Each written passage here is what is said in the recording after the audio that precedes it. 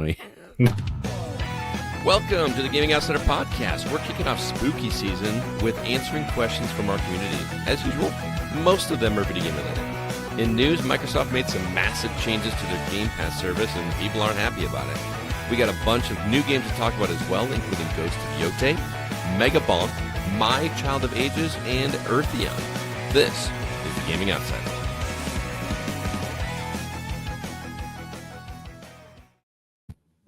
Greetings, programs, and welcome to the Gaming Outsider, a video game podcast with a focus on our incredible community, which can be found at thegamingoutsider.com.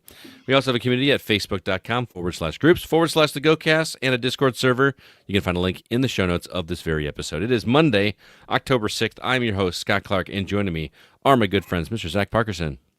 What's up, man? Same old, different day. And Jacob Gunderson, what's up, man?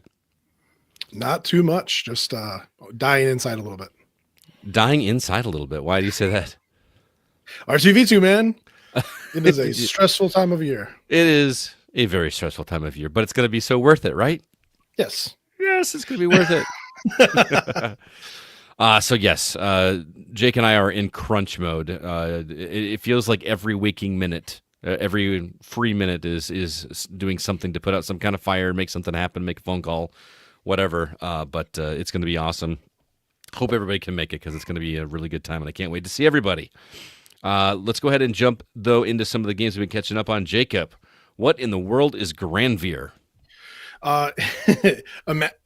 Imagine, if you will, Armored Core, but as Legos. And Granvir would be Mega Blocks. So it is. So it's a mech building game, and turn-based is the wrong word, but the overall style of the game is you start this operation, which is a group of missions that you have to do to complete the game, to complete that operation, and then you move on. In between the missions you do in the operation, you get to customize your mech and then go on to the next mission. It's almost like a PS2 era. Yes, it's like I said, Mega Blocks. It is very low quality. It's one of the only games on my computer that can run at ultra. But the loot system is great because there are, I think, 5 classes in the game that you can play as, and one of them, they all have their own little special skills. One of them is a mercenary, allows you to buy stuff with money that he collects during the missions. One of them is a scavenger that collects things during the missions.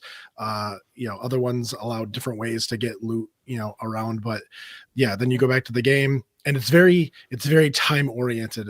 In the beginning, I think you only start with 9 hours at the end of the mission to do things, and everything takes an hour.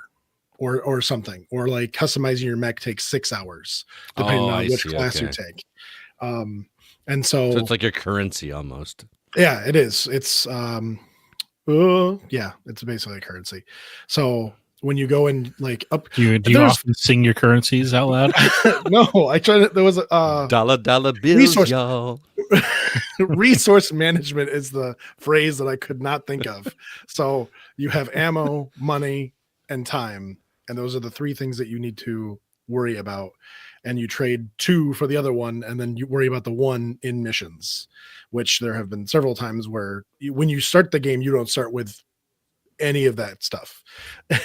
And so I have started the game several times going, all right, my mech is complete. I'm ready to go out in the world, but I forgot to buy ammo. And so now I'm starting the mission with no ammo, running around without a melee weapon, going like, how am I gonna beat the bad guys like this? So it is very conscientious about making mistakes and stuff that you have to be. But the game starts off very simple. You just kind of go and do stuff, and things happen, and then towards the end of the game, it's like they gave me another currency called man hours, and so inside your base you have people that you kind of have to move around and use and stuff. So it gets kind of nuts. I'm looking at the gameplay of this, and like the way that you're moving around, at least this class of mech that this person is playing in the trailer. Remember that game Cyber Sled? It was an arcade game. Like the arcade game where the entire controls were just 2 joysticks that you either like 2 forward to go forward, or you could strafe by doing left and right. Oh, yes. That's what this kind of reminds me of, but in third person. Yeah, it was a little weird at first because your body kind of is disconnected from the top and the bottom, and your legs will just kind of turn all the way around and walk the way that you need them to walk. Or Right. there's a strafe mode that you can turn on, which won't allow your legs to turn that way, but then you move slower in directions that are not forward or straight back. Ah, I see. So you're not seeing that a whole lot, is what you're saying. No, Ah, I okay, wasn't. I gotcha. wasn't trying to, but I found out that there might be an aim assist, not an aim assist, but you have better accuracy while shooting if you use strafe. Oh, interesting. You're more. I just again, I never in a million years would have found this game, and you just keep stumbling across like just random stuff like this that I didn't even know, I've never even heard of before. Steam knows me. Yeah, Me and you Steam say have a random love-hate stuff. relationship. So I saw a trailer posted the other day for Park Ranger Simulator, and I thought, Jacob, I should probably send Jacob the link. I mean, we played that game, didn't we? It was called Firewatch. I think maybe some other stuff is going on in that one. This is really just Some sitting weird there and watching stuff. and waiting for some This smoke is to what come up everybody and- wanted Firewatch to be. We just always wanted to go around and like pick up trash in the woods. Hey, now that sounds like fun. I may or may not have the trailer up right now. It's just important. It's Yeah, I pretty- understand. Uh, his But finger no. is hovering over the buy button as we speak. Hey, How now. much is it? And a wish list. Add to wish list. Yeah, it's not out yet. It's only the demo. Oh, okay. So I will add that to my wish list. You can go on the pile with the other 280 games. You have 280 games in your wish list? Unfortunately, it is Your piling up. email inbox must just go nuts during Steam sale season. Because, like, I get, like, an email. Well, there'll be, like, 4 or 5 emails I get. I'm like, oh, my God, I forgot I, like, wish listed that game a long time ago. And then I get, like, a bunch more because, you know. Yeah, But I have this. Yeah, I have the Steam app on my phone, and it's like, oh, 1 and 4 other games are on sale right now, and then I'll get another one that's like this and 3 other games. I'm like, dude, just put them all at once. Like, Right. why are you separating them? Well, you're more apt to look at it instead of go down the list and go, yep, nah, yep. Yeah. Yeah. My wish favorite list is when you over. get the email about like, hey, this game's is on sale. You're like, what is this game? I've never heard of this game in my life. Even though it's I not don't your get wish those. list. No, I'm Um, saying like it's games I've wish listed and forgotten about the existence of. Yes, I know the original Turok is on Steam, and I was like, oh, I'll wish list that. Maybe on a sale I'll get it one time, and I haven't gotten it yet. So now every now and then it's like, hey, Turok is for sale. I'm like, oh, I should probably get rid of that. That game, I've said Like, this I have so it. many times on the show, but that still holds up. That game is still good. I Oh, really did like you that hear game. the good news about the new one? You can play it in first person. Wait, that's It wasn't going to be already in No, there. remember Turok Origins, yeah. the It's new a- Saber interactive one? 'Cause I don't remember it trailer- being in third Oh person. yes, okay. Yeah, the trailer was yeah. exclusively third person combat. Yes, Oh, I guess it's- remember that. I guess it's not exciting then for you, Scott, because you brainwashed yourself into thinking it wasn't. I But, did, yeah. Apparently, You can swap it anytime during gameplay, which is cool. I was going to say Yeah. every other Turok game was in first person, right? Yes, that's why it was a That's why it's- kerfuffle, if you will. Yeah. They announced the new one in third that's person. a fun word, kerfluffle. You like that? I introduced my Awesome. students to the word cattywampus, and that's like become the classroom word now. Like, hey, go stack your Chromebooks on top of the cart, but don't make them cattywampus. And they just think it's the funniest thing ever. So, Wow. Well, yeah, because Yeah, they're third graders. yeah, which is Scott's demographic. yeah. Let's go back they to- think I'm hilarious. Let's- Why do you let's go think I back to want to eighth go back to graders. elementary? Yeah, no, screw that. Yeah, you're They the hate height of me. uncool, the eighth graders. Back your Chromebooks over there, kids, and make sure they're not cattywampus. Shut up, Mr. Clark. It would have been a little more colorful metaphors. Yeah, they And- were and just that. throwing the computer at your head. Yeah, pretty much. All right, so I checked out a game and I have absolutely zero idea how to pronounce it. So the game is That's Three the O'Reilly's O's. commercial. oh. Oh. It is 3 O's. The first one being capital, and it has an umlaut over it. And the reason it is called Bless that is you. because that's Gesundheit. But this these letters, when you put the umlaut over the capital O, it makes it look like the head of a small little worm or something like that, which is intentional in this game. And here's the reason I checked this out. I did not get a random email from Steam saying, "Hey, you wishlisted this game years and years ago." Steam does not know my algorithm yet. I apparently don't play enough on Steam. But no, I was received a text message from the one, the only, the legendary Grant Henry. And he said, Oh, Scott, you have to play this game. It is a 2-hour Metroidvania. His words, not mine. 2-hour Metroidvania. It is super clever, and you have to check it out. It might be my game of the year. And I said, the hell you say? So I had to check it out. And this is a clever little game. I don't know about game of the year caliber for me. So here's the deal. It is a 2D gear-gated game, so to speak, but it feels a little bit more linear than that. There is some backtracking, but nothing major. And you can't jump. There's no jump mechanic in this. One of the first abilities that you get in the game is a bomb that follows you around. And at any time, or not, like you have it in your inventory, you can set the bomb with one button and then explode the bomb with the other. And what that means is that is how you're going to get yourself across gaps. So if you stand in front of the bomb, it will propel you forward across a gap so that becomes your jump. Or if you want to go up in the air, you stand on top of the bomb, explode it so that it propels you forward, and then you can kind of go over to get wherever you need to. That's the basic, super basic ways of control in this game. But then the rest of it acts like a puzzle game.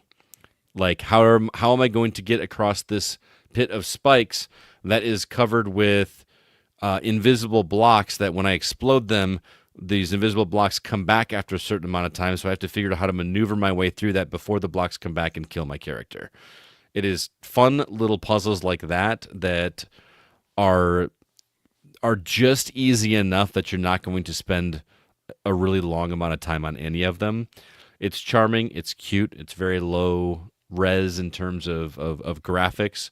Music is quirky. It feels like one of those games that can get really, really difficult really quickly. I'm not super far into it. Again, it's only 2 hours long. But again, with it being that short, I feel like it's never going to overstay its welcome. So I'm looking forward to going through and finishing it. But again, how are we pronouncing it? Ooh? Like, I mean, that's as good as guess as any. Maybe you how should do you pronounce say- it Caterpillar. is that what it is? Just say, Yeah, I played you that know, like Caterpillar that, game. Was it that game that is like 6 V's together? V. But you know, the title, the developer says the title is Spikes.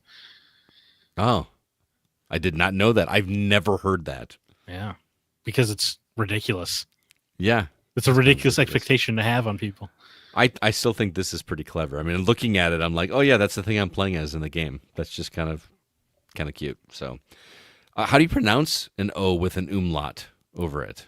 I don't know, like maybe kind of like Mongolian horse throat singing, or throat song. Yeah. What's Yeah. that? What's that metal band? The Who? Who? Not the who, H-U? just who. No, not Who are Who you? are you? Yeah. Not that. Not This is the who. The Who, spelled T-H-E and then H-U. It is a Mongolian metal band, and the lead singer sings like that all the time. But it's also a metal band, and it's actually pretty rad. Like, that's really, really freaking cool. So I guess ask him is what I'm saying. Yes. Go out and make a Yeah, really yeah. cool contact just to figure out how to pronounce ooh. We have him on as a developer interview. We just want to ask you one question. Right. Screw this up for us. The reason why we brought you here. What is this? Ooh. Well, I'm sorry, Zach, we did not get to play Baldur's Gate 3 this week, so we don't have an update for our listeners okay, on your story. I am sick, so it's my fault. Oh, well, how dare you? Yeah. So if How you're, Dare you? don't worry, I got my finger, How I got my dare quick you. finger, ready to hit the mute button whenever I cough. But Yeah. just so you know, just so the audience knows. Well, Thank I'm you, sorry Zach. you're not feeling very well, man. I hope you feel better. And thanks Yeah. for being here, even though you're sick. I should make a Always. mention that CB is not here. He actually had a bit of an emergency, so keep him in your thoughts. He's got some stuff going on, and we wish him and his family all the best. With that said, let's go ahead now and jump into the week's news.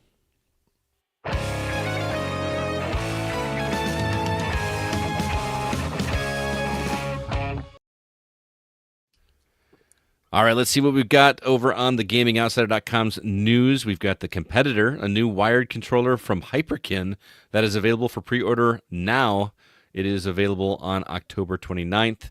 It looks pretty snazzy. It looks a bit familiar to a controller you probably use quite a bit. Also, Kaiju Cleanup. I saw this trailer and I thought Jacob all over. It is a washing simulator meets Dead Godzilla monsters coming soon to PC. Also, Mech Havoc. It's an independent solo dev created a top-down tactical shooter that will have an early access release at the end of October. Check that out. Blossom, The Seed of Life, another solo dev game. Management sim that reminds gamers of films like The Martian and Wall-E. There is a demo coming soon. Full game is in Q1 of 2026. Mark is very enamored with that game. Also, The Martian is one of his favorite movies of all time, I just recently learned. And Wall-E. Those two were in like his top 10, literally. So, Terrifier, the arcade game. There's a demo available on Steam now. It's coming soon to PS5 and Steam, based on the character from the horror movies, and also Space Chef. There's a demo available on Steam now. It's coming to PC and all consoles on October 28th. So yes, the games keep coming and coming and coming, and they won't stop until mid-December? Is that when things start to quiet down finally? I don't know if they ever do anymore. That's true. Wasn't it last December? Was Indiana Jones, right? Yeah, but that's one game. It's it's one of the best ones of the year. Yeah. Well, when you have indie developers that can release it whenever, right, yeah. Desperate to get into any window they can. Right. Whichever one is not GTA 6 or whatever big monstrosity is. Yeah. Thankfully, Silksong's out of the way. In other news, pretty much the biggest story of the week, and I assume the one we're going to spend the most time on, is Game Pass getting some big changes. I have no doubt we'll get into that. But in some positive news, Bloober Team's future is looking a bit bright. Zach, which story would you like us to begin with? Oh, let's just get into it. That Game Pass. Okay, let's do it. Gross. You want me to run this down since save your voice a little bit here? Sure. That'd be All appreciated. right. So I'm pretty sure if you are a video gamer that follows anything in the media, you've heard that Game Pass is getting some massive changes. So now there's going to be 3 tiers. There's going to be the Essential tier, the Premium tier, and the Ultimate tier. The Essential tier is going to be $9.99 per month. It will include 50 or more games. That is actually more. It's up from 25, and it will give you more cloud privileges. So does that? I guess I should have asked. Does that include online? Yeah. You need Essential to play online. Okay, so I could get away with just playing. If I wanted to keep playing Baldur's Gate 3, and I was no longer interested in in Game Pass, I could do the $10 a month, and I'd still be able to play online. Correct. All right. So that is the Essential tier. The Premium tier, which replaces the standard tier, is now $14.99 per month. This includes 200 or more games, access to PC Game Pass titles, Xbox Cloud Gaming access, first-party titles, a year after launch, except for Call of Duty. So apparently, does that mean the Premium tier will have access to Call of Duty on day one? Just not. You will not the have other Call game. of Duty. You will not have. You will Call not. of Duty. It excludes Call of Duty the franchise. Okay, I misread that. So yeah, I'm sorry if I wrote it incorrectly. No. The a year after launch is what confused me. I thought that was like, oh, they'll get the first party titles a year after, but they'll still get Call of Duty. But they won't even get Call of Duty after a year. You have to get Correct. the Ultimate tier. Yes. Oh, okay. So moving on, the Ultimate tier is now $29.99. That is up from $19.99. That will include 400 plus games. Includes day one Game Pass titles from both first and third party. Allegedly 75 day one games per year. And it does include Ubisoft Plus Classics, EA Play, and Fortnite Crew, which I believe is a new game.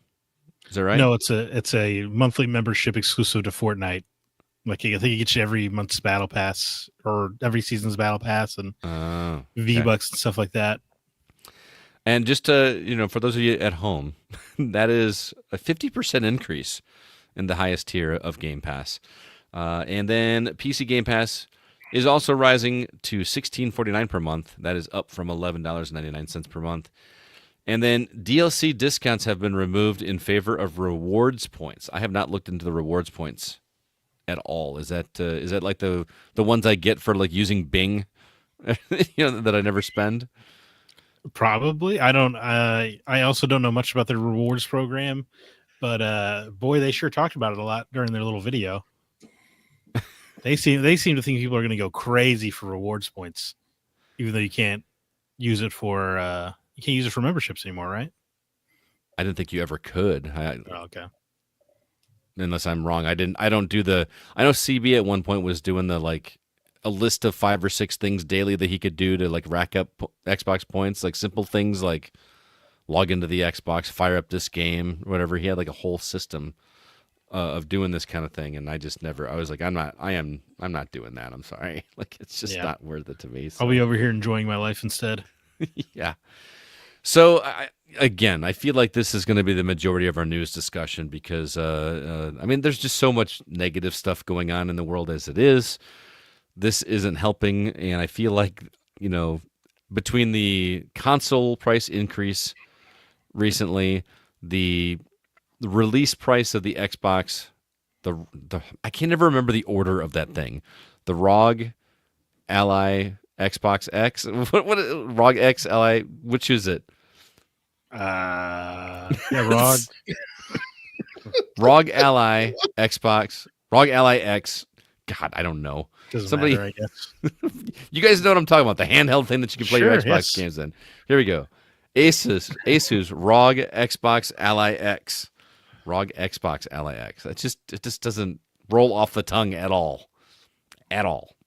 So there you have it. Thank you, Aaron Hughes. I appreciate that.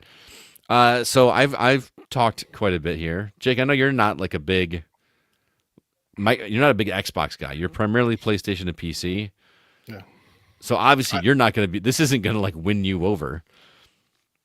I don't have Game Pass anyway, so this really doesn't concern me at all. Yeah. I do the. I still watch the PlayStation monthly games, and sometimes I'll jump on and I'll grab a couple of games if I like them or not. They don't release amazing games all the time for their monthly games, but I do grab them when I can. So my library on PlayStation's got a little extensive, but it's full of games that I've never played because I've just well, Alan Wake 2 will be there this month, so pick that up. That's true. That is true. Did you play the first one?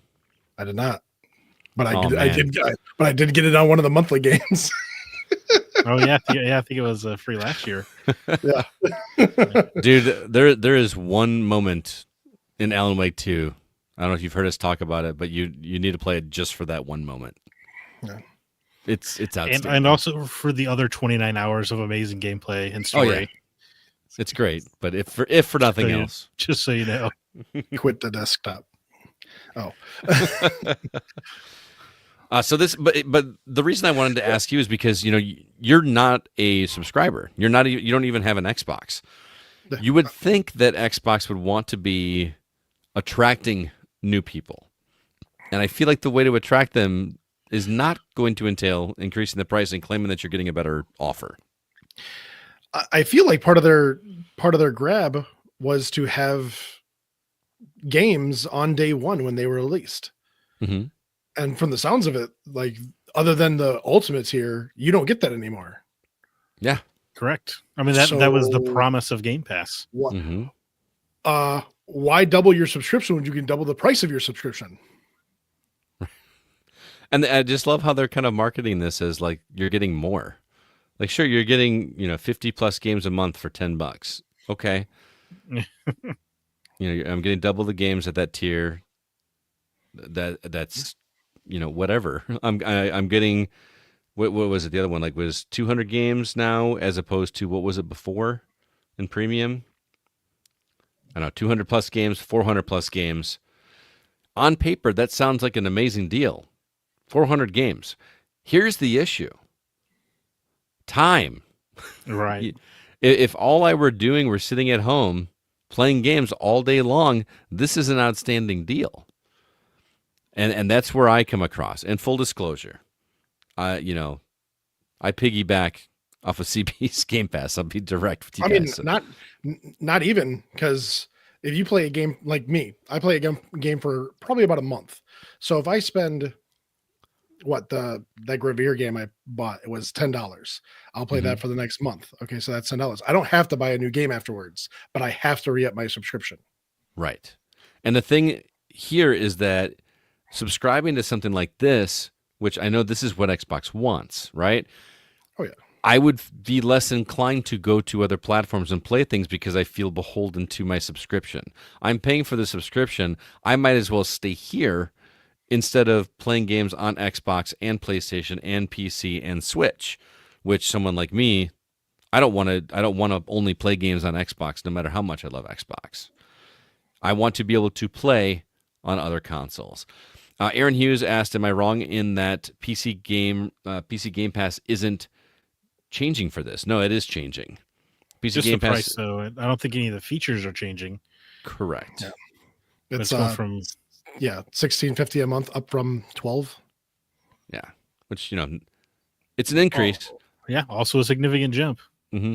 I mean, if you look at percentage wise, yes, it's definitely a significant jump. $4.50 from $12. That's like a third, a little more than a third. So, I mean, yeah. I mean, if it's just the PC games, that's not that much to chew off, but it feels like they're trying to force you up into the top tiers of their console. And so for that reason, I'm out. well, and for $30 a month, again, $30 a month times 12 months. Xbox 360's back. So $360 a month, divided by what are games now? $80, right? So we're looking at four. No. The majority, $70. Only $70. Mario Kart was $80. Okay, so $70. We're looking at Or now. so 5 games, right? 5 games a year. Okay. I think I'd rather just buy them, man. I'd rather just buy those games, those 5 games. You remove the time pressure from yourself. Well, Doing that. Allegedly, you have 75 day one You like game. that? You like that I put that there? Yes. Mm-hmm. For one, I don't think there's 75 AAA titles that are coming out that would be worth someone to be waiting by the door for this game to come through. So it's probably going to be a bunch of little games. I mean, day one, yeah, because it could mean anything. It could be like those terrible little $3 time waster games. It could be anything. Yeah. As long as and also, like, I don't believe you. I do not believe you that you're bringing me 75 day one games a year. You have done nothing but lie to me for about the last year and a half. Every time you've spoken publicly, why would I believe? I don't even know if I believe you that. I don't believe anything anymore. If that Xbox has to say, they pivot after every conversation. Remember, they're only going to bring 4 exclusives to the PlayStation. Yeah, and that's it. Nothing beyond that. And then things get more expensive. They need more money, and they buy these massive things. And look what changes. So here's the thing: I will agree, $30 a month for all of that is still a good deal if you have nothing but time on your hands. Yeah, say if you're in high school, that's a great deal. Right. But the majority of us aren't in high school, and the 3 of us play on other platforms. Jake doesn't even play on Xbox. But Zach, you and I and CB all play on other platforms. Right. And a subscription like this is going to make me just say, I'm just going to buy my games. I'm going to pay the $10 a month and get the online and go on. And what's funny is we weren't the only ones that felt that way because go ahead. I can see you want to tell the. No, I almost forgot that the cancellation page crashed in the wake of this announcement. People do not want to pay $30 a month for the promise of future games, it would seem. Right, which is funny because it wasn't anything that was happening right now. It felt like a movement. Like people are like, we're done. We're gonna tell them how we feel about this. And it's like the same company just gave you 2 price hikes within the same year. They fired 9,000 people earlier this year. They closed down studios after they made Game of the Year contenders. Like, yeah, it probably doesn't feel good to be an Xbox fan right now. Plus, and again, I'm so ignorant about the Xbox, the ROG Xbox Ally X. I'm still very Do you mean the ignorant. Asus ROG Xbox Ally X? The Asus They ROG do come up with Xbox the worst Ally. names, though, don't they? Like, what could they just call it? Like Xbox Go or something like that. Or they just call like, it the Xbox Ally, like it's an accompaniment to your Xbox. that's perfect. Yeah, one The would Xbox think. Ally and the Xbox Ally X. Yeah, if you must have the two But versions. it's done by a third party, and that third party wants their name on it. Mhm. You know, so I lost my train of thought. Oh, again, I'm still not 100% understanding how that works. If that thing allows me to play my downloaded games that I download on my Xbox or on my Xbox account, fine, whatever. But it sure feels like an Xbox Game Pass machine to some degree. And if you're going to charge $1,000 for the good version of that, and then $30 a month to be able to use that thing the way it's intended to be, that feels like a really big middle finger. Well, that wouldn't surprise me. I feel like the ROG is going to be more of just a computer handheld, and so maybe you can get away with just the computer Game Pass, and you don't need the console one. But at the same time, Perhaps. Aaron Hughes commented and said, "Look at it simply. It's a mobile PC. It runs Windows. You know, there you have it." So it's $30 a month, and there's no guarantee that the games you're most excited about are going to be on there anyway, right? Like if you're really into Borderlands 4, now you're paying $30 a month, and also you got to pay $70 to play the game you want to play with your friends. Correct. And that means for that month, your $30 is being wasted. Yeah, exactly. Because you're playing a different game. You're playing a different game. So if I feel like $30 a month is like $20 was kind of a sweet spot of like, yeah, that's a decent chunk of change every month, but it means I could, peruse this 400 game library whenever I want. Right. If I get bored. But $30 a month, yeah, it's just crazy. I'm sure Xbox has it too, but years ago when I didn't have any responsibilities in my life, I had my PlayStation set up to put $20 into the PlayStation wallet every month. And so it just sat there and racked up points when I wasn't buying anything. And then wait a minute, you had like an automatic recurring payment to go into your PlayStation just so you had PlayStation money to spend. That's amazing. Yep. I didn't even know you could do that. And then so when a game came around and it was like, oh, there it is. I'm like, oh, I have money. just money that I just threw in there every now and then. Well, it's like your own little like layaway program. Yeah. Why don't you? I mean, instead of paying them $30 a month, just put it to a side. Right. Like, yeah, you don't get all the other game titles in there, but out of the 400 games that they tell you at max, wait, you're expecting what are you playing? You're expecting people in America to be fiscally responsible, Jake? Oh, yes. I was 20 when I was doing this. Learn some responsibility with your money. Do it. That's a really good point, though. I kind of like that. Just put it away, and then when you don't spend it, because you inevitably won't, unless you're just like, unless you've got a Steam $280 list of wish listed games that just keep popping up on Steam summer sales. But yeah, I mean, I guess the smartest thing you could do is wait until there's some game you just can't wait to play, and then pay $30 to play it that month or whatever, and then cancel, right? Or here's an idea. Save. Maybe not require yourself to play games on day one.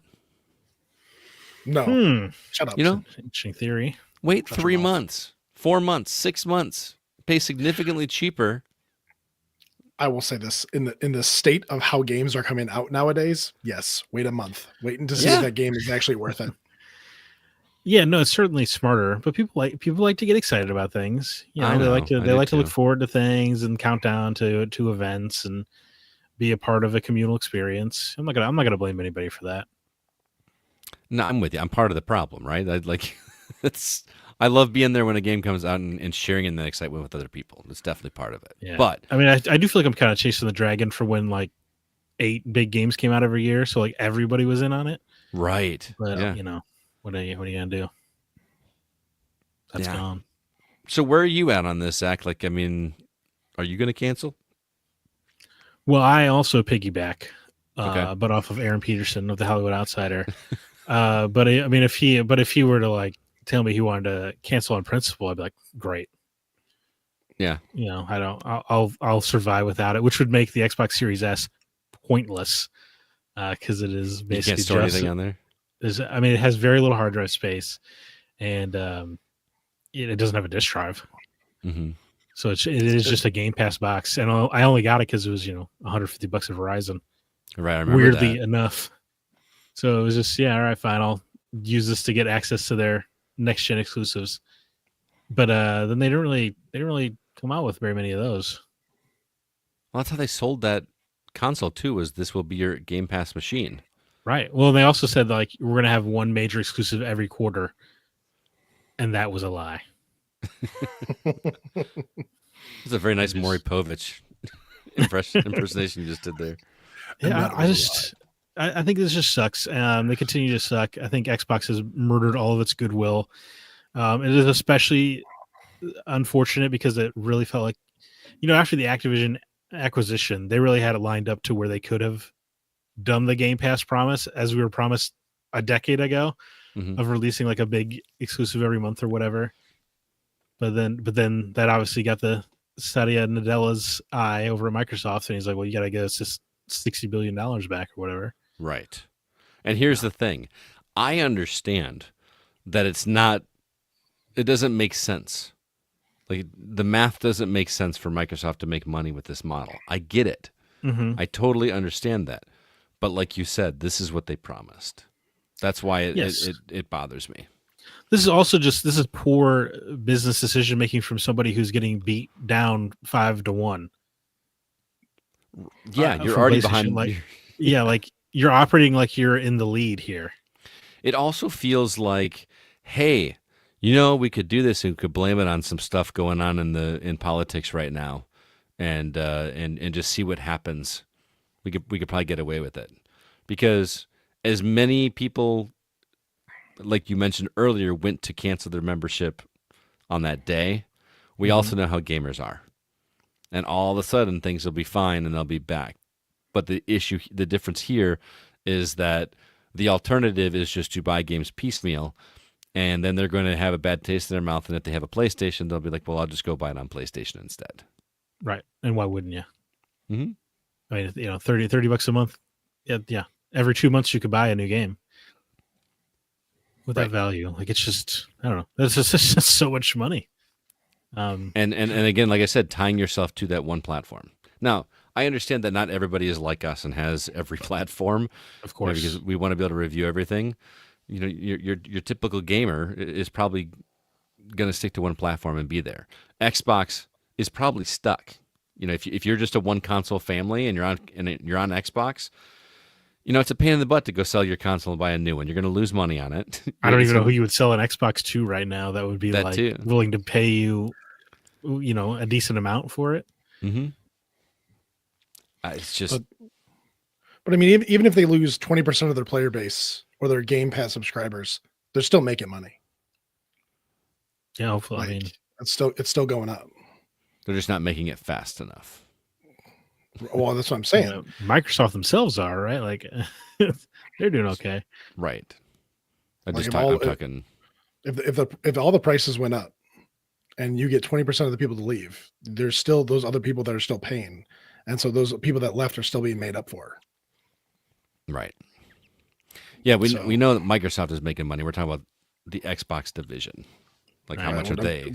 But that's what I'm saying. Yeah. Like, you're not subscribing to Microsoft, you're subscribing to Xbox. Mm-hmm. And so there's not going to be enough people to leave to actually cause a difference in income. Why can't they get games out? That's a great question. What are they doing? I would love to know what Matt Booty does every day, because it seems like nothing. Every time I hear that dude's name, I think of that. I saw a video of him talking to like the Psychonauts team. I can't remember. You know, talking about that meeting. It was just like, dude, are you really saying this? Like, read the room. Well, when he was telling them that like they don't get to own their games. Yeah. Even though their boss was like, well, I already promised them they get to own their games. Like, well, I guess we can't do anything about it this year, but next year, like, that will not be happening. It's like one car. That's a really great way to motivate a team to. Way to let Yes. the team know they're part of the Xbox family. Yeah, You I thought- just couldn't imagine it. That's just sometimes you wonder what goes on. Well, I mean, they stopped doing that program. Remember, Yeah, like that sucks. There are a lot of weird games that came out of Double Fine that way. they've got that one coming out where you play as a lighthouse, don't you? Yeah, that looks great. It does look great. I love weird games. Keep it coming. Yes, we know. We know.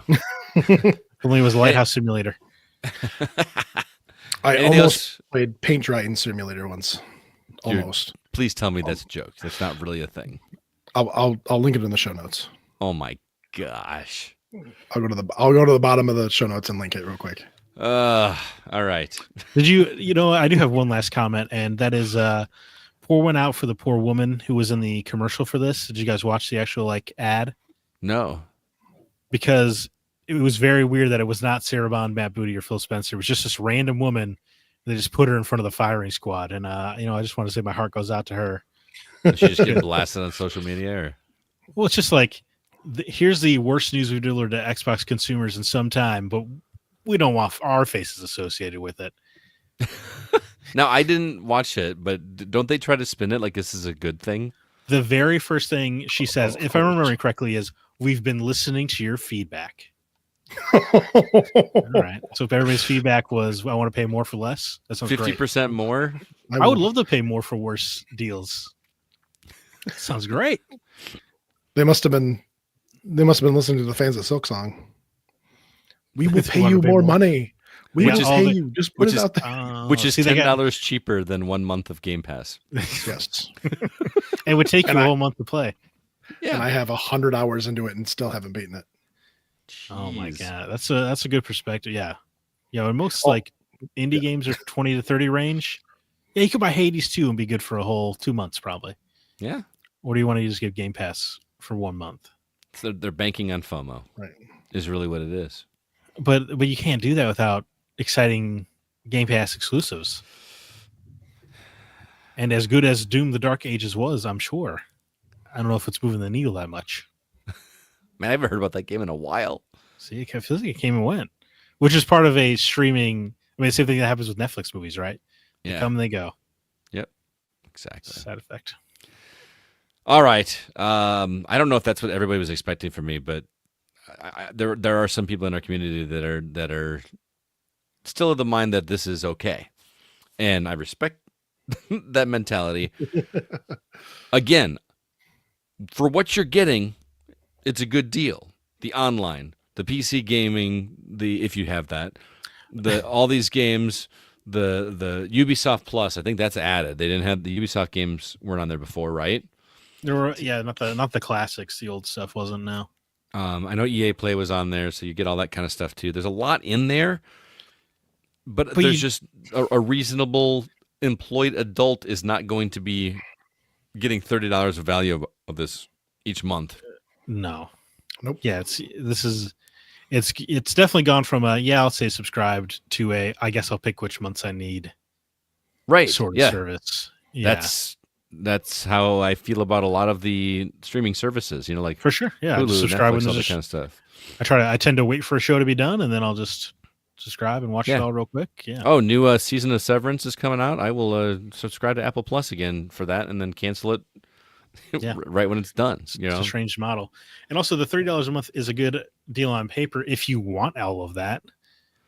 But what if you don't? What if you don't care about Fortnite Crew? Now this is just adding extra costs every month that you don't care about. Yeah, I don't want that. Get these V-Bucks away from me. Aaron Hughes says Trading Card Game Shop Simulator is on a good discount in Steam right now. Haha. That would mean something if I didn't already own it for like the last 3 years or some nonsense because it said simulator in the name. I remember you talking about that one on this show. So, Yeah. all right. Well, let's talk about this one other news story really quickly, just because I want to have something positive to talk about. But Bloober Team's future is looking a little bit bright. Zach talked about Chronos: The New Dawn. It has sold 200,000 copies. 75% of those are on console, and it expects to be majorly profitable for the studio. So that's awesome. I still need to pick that game up. The Chronos team has moved on to a new project, so a sequel or DLC is not in the immediate future. They are always looking for ways to expand the IP, however, and Bloober's other team is now in full production on the Silent Hill 1 remake. Hell yeah. I'm really curious to see what they do with that, because I think I played Silent Hill 1 more than any other Silent Hill. And that'll by be far. a pretty radical reinvention of the original game. Because that was a PS1 It would have title, to be. right? Yeah. Yeah, there was that. Trying to go back and play the original Silent Hill now is not a good time. That was a rough game, even then. But I played the crap out of it, and that was good. So Dude, I thought it was fascinating that 75% of the sales were on console as well. yeah, Just thought it was interesting. I'm not sure what it says or whatever, but I was like, huh, that stands out. I think Brian from our community said that it is his current game of the year. He really likes that game. So That's good. Very good game. yeah, I'm gonna have to look at it. A top-notch horror action title. I actually think it's on my wish list. what's not in your wish list? Like, Do you think after the Silent Hill 1 remake, they'll do a Silent Hill 3? That's what I want. I don't remember Silent Hill 3. That went back to Mason, right? Yeah, it was Heather Mason. I don't know if I ever played. Oh yeah, because it was the daughter when she was older, right? Right. Mm-hmm. Yeah. She had that kind of like dirty blonde hair. Yeah, Kind of that 2000s punk girl hair. that's the one Anyway, that winds up I was in a an Big fan of amusement her when I park was a at some point. teenager. Oh, Yeah. like you had a little game I crush on had her. a big crush on Heather Mason. Oh yeah. yeah. Yeah. I think it is a part of it's in an amusement park. Yeah. That sounds That's the right. one that stood out to me. I remember a merry-go-round and it was creepy as all get out. Yes. So. Mhm. That does sound familiar. All right, well, let's move on. Last time you guys are going to hear me talk about R2V2, I want to make sure everybody is aware. We do have some special shout-outs I want to mention. We have some sponsors that I want to say thank you to that have helped support us in R2V2. First off, Go Rockford. That is our local Grow Rockford community and business. They help with conventions and that kind of thing. They gave us a nice little grant, and they have been very, very supportive in getting some gifts for our VIPs, and they just do good things in the city of Rockford. Also, Dreamline Remodeling is one of our biggest sponsors. They are a fantastic construction company, and I'm not just saying that. A lot of times when you have sponsors, a lot of people just feel like they're doing canned messages and whatnot. I'm actually a customer of Dreamline Remodeling. My entire bathroom was remodeled by them, and this summer my outdoor fence around my yard was completed by them. And you want to talk about meticulous detail, very, very good work. Very happy with what they've done for me. Also, Goodwill of Rockford has sponsored us again this year. It is October season, which means you may be looking for some Halloween costumes. Goodwill is always a great place to do that. But also, if you need anything in terms of even books, and you can find some good video game stuff there as well. And lastly, Sound and Light is my agent for my DJ business sponsored us, and I am trying to get out of doing DJ gigs. Jake has been trying to get me to quit doing shows for years now, but if you need a show, don't call me. Call Tommy Jewell over at Sound and Light. His number is 800 Radio DJ. Also, we are having some tournaments hosted by Northwest Illinois Gaming and Rockford University's Regents Esports. There's going to be a Super Smash Bros. Ultimate tournament starting at 10 a.m. There's a Street Fighter 6 tournament starting at noon. And then there is a 2XKO. I don't know what 2XKO is, Jake. What's 2XKO? Keep reading. It starts at noon. It's a fighting game based on League of Legends. And then, am I reading this correctly? Mortal Kombat 3 Ultimate Tournament starts at noon as well. What happened to Tekken 8? He switched out Tekken for Mortal Kombat because of Paul. Oh, our Paul or Paul Niemeyer? Niemeyer. Good call. Good call. Do you think maybe Ed Boon and John Tobias will come down from Chicago and check it out? I would hope so. Yeah, you know what? They probably will. Yeah, they probably will. I hear they're regular listeners of this show. Right. Dude, Ed Boon is a total Joe fan. No doubt about it. Anyway, if you'd like more info or to sign up for any of those tournaments, head over to start.gg and search for R2V2. You can sign up to be a part of any of those tournaments. As always, we will be giving out free canvas bags to guests while supplies last. But previous year's bags will be available for purchase at our booth during R2V2 as well. And in that bag comes a free bag of coffee and some free bowling games as well. So $10, free bag, free coffee, free bowling, and then you get a gaming convention and a concert on top of that as well. Early registration tickets stop being sold on October 9th stop being sold on October 9th at 8 a.m. This is the last 2 days to get your tickets early. Door prices are $10 for the convention, $10 for the concert, and $15 if you get them together. You can pre-order them now at r2v22025.eventbrite.com. There you go. Last time you guys will hear me talk about R2V2 in 2025. I'm sorry. I know that was a lot, but it needed to be said. There you go. No worries, man. I appreciate it. All right, with that, let's go ahead and jump into the new games that we've been playing.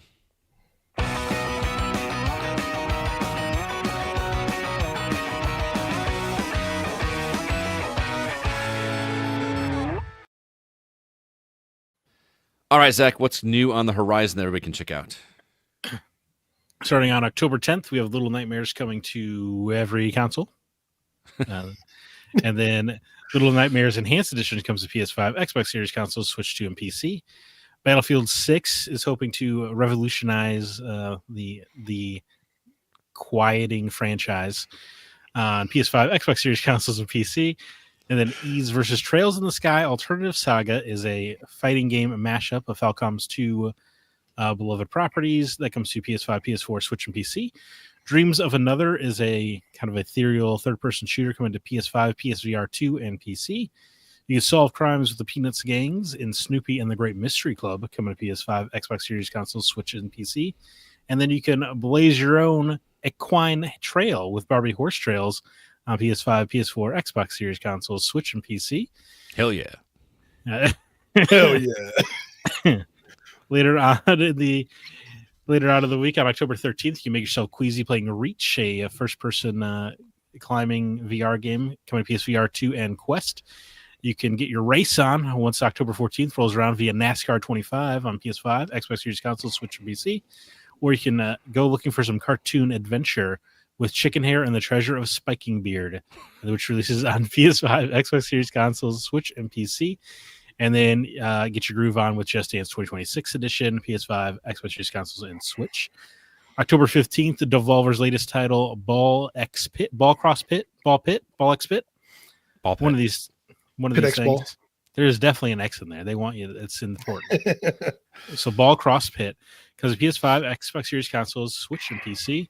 And then October 16th, Nintendo's latest exclusive, Pokemon Legends ZA, comes to Switch 2 and Switch, even though it looks like it could run on a calculator. And then PAX Day, it comes to PC. Overthrown comes to PS5, Xbox Series consoles, and PC.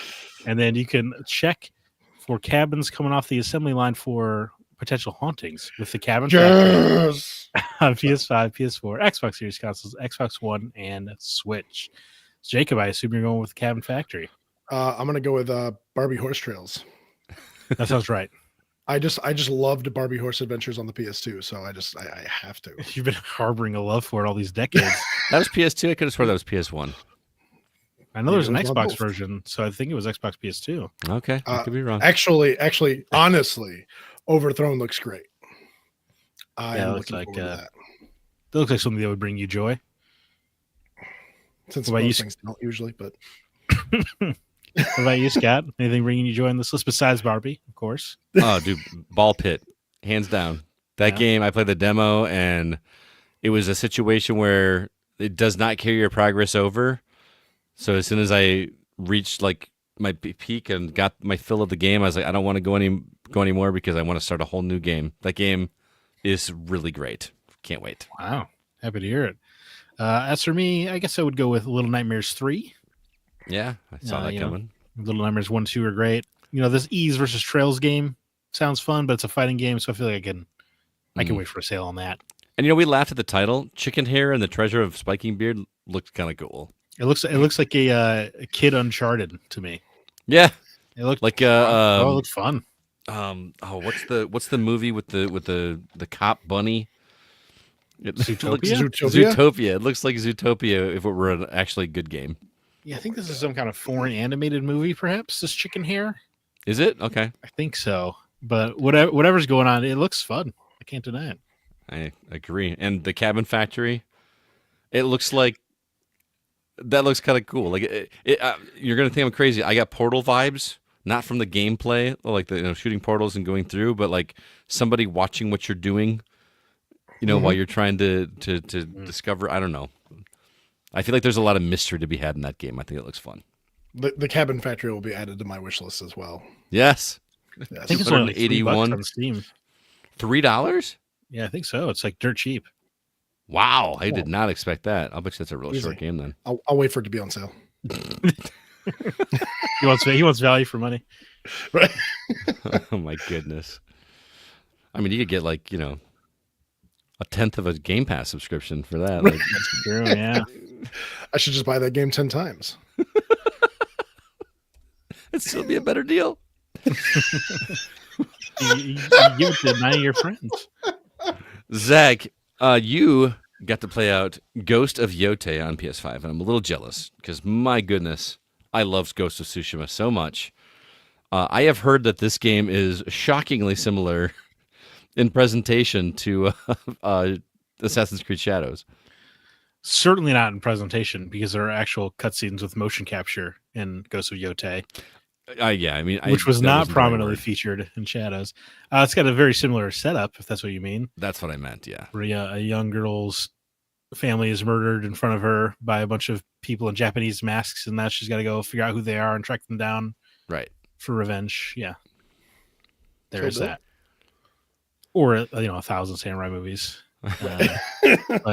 But unlike Assassin's Creed Shadows, where it felt like you had to assassinate about 37 people, you only have to kill 6 of them here.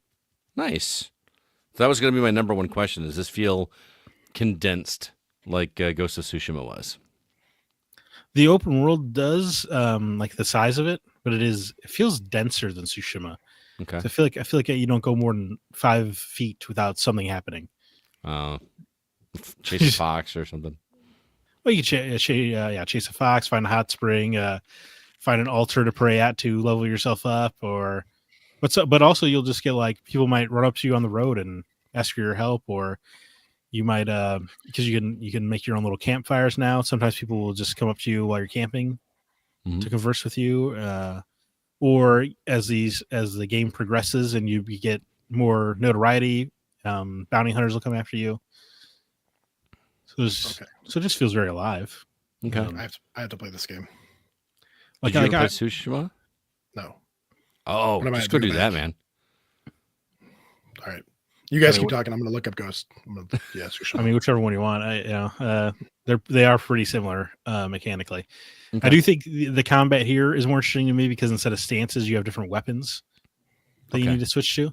And Is that it the just feels same way to cooler. do it though? Like you just pick a different stance? Like if I remember, Yeah. it was like one of the face buttons, right? You hold down the right trigger and then you pick a different face button to do your stances in Tsushima. But here you're doing different weapons, Okay. which just makes you feel like this badass bounty hunter who's prepared for any situation. Mm-hmm. To It's like me, a very just- rock paper scissors type of situation, right? Like Yeah. I'm fighting this guy, I gotta switch to this weapon. right. He's got to pull arm. I got to whip out my dual katanas. Yeah, very Mhm. much. Yeah, simple on paper, but with how if you remember Tsushima, people don't usually wait to attack. Mm-hmm. So you kind of got to like, it is a lot to keep track of like, well, that guy needs to pull arm, so I got a dual katana, but this guy's got a shield, so it'd probably be better if I got my Kasuragama. But do I have enough time to switch, or do I just need to get out of the way? Or there's a lot It's to been a consider. while. I don't remember. Like time doesn't freeze while you like hold the trigger button. It does slow down. It's like people move fast in Right. in these games. It's not like a the old Assassin's Creed where they would wait and attack one at a time. You could have 12 people encircling you and just like one by one take them out. I used Yeah. to love that. You made you feel cool, It did. but they're coming after you here in Yotei. Nice. Does the story get any more interesting than the initial setup? Well, yeah, I mean, I guess it depends on how much you like revenge stories. I like them a lot, so at the point of where we're at in Tsushima versus where I'm at in Yotei, I'm more invested in where Yotei is going because it just seems like a clean, cool revenge story. I've taken down 2 of the targets of the 6.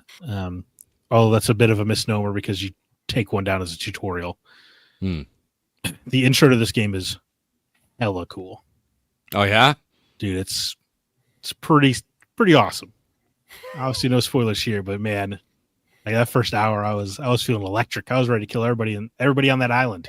I was about to die. Super cool. That gets me amped up, man. But it's an interesting game to talk about because it is just mechanically very similar to Yu Tsushima. Like I mean, it's been so long since I played Tsushima. Is it like getting back on a bike? yeah, well, especially the open world activities. You know, Mhm. like you do a bamboo strikes, and you're like, here we go again. Oh yeah, I remember those. You had to like, Press oh, the those were buttons fun. and- yeah. But there's the side quests are a lot better and they flow so naturally. Like I just like went up to a campfire to talk to somebody who like he was inviting me over for some rice, and then that led to this huge 30-40 minute side quest. But there was no marker or anything to be like, hey, you might want to check this out. Right. It just felt like a natural thing that happened. Right. And that's pretty cool. So they've gone to great lengths to make the world feel more lived in. I feel like the last time that really felt like a new thing for me was Far Cry 3. Remember, like in Far Cry 3, those emergent gameplay situations just felt like they felt organic. You know, like you just come across like something, and then all of a sudden jeeps would come in, and you were in the middle of a firefight, and then like it just kind of happened that way. I miss that stuff, and it sounds like they're doing that in Yotei.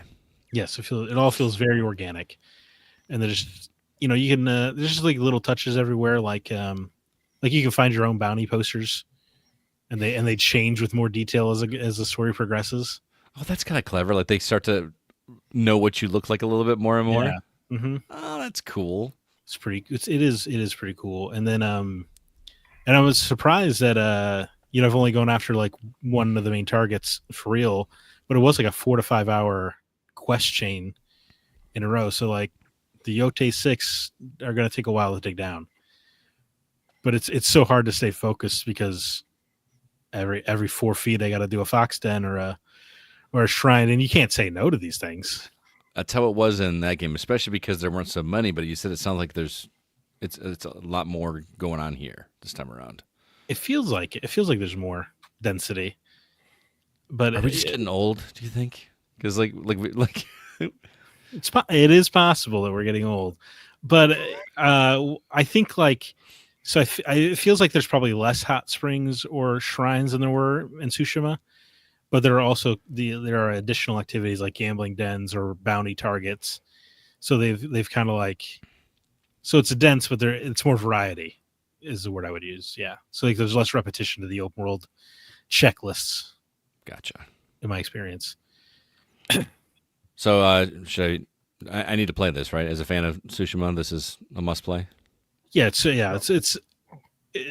you like Tsushima, you will like Yotei. Okay. If you love Tsushima, you will love Yotei. Atsu's a great protagonist. She's got that. Sorry.